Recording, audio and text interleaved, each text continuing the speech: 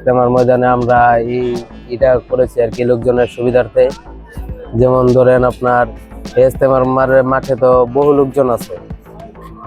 লোকজন আছে, তার ভিতরে বহু টয়লেট আছে, গোসলখানা আছে, কিন্তু সবাই তো আপনার মানে সেই জায়গায় জায়গা পাচ্ছে না, বা সেই জায়গায় মানে সব দিক দিয়ে মানে গোসল টয়লেটের মানে সুবিধা পাচ্ছে না। তার জন্য আমরা মানে এটা মানে করছি যে সকলের যাতে সুবিধা হয় তার ইয়েতে আর কি আমরা এইটুকু করেছি।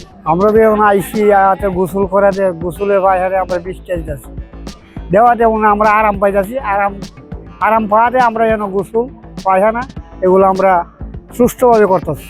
অপ্রীতিকর ঘটনা বলতে আপনার যে এমন লোকজন আসে যে তার কাছে মানে গোসল করে, কিন্তু তারপরে বলে যে টাকা নাই বা হারিয়ে গেছে, আমরা তাদেরকে ফ্রিতে করতে দিই।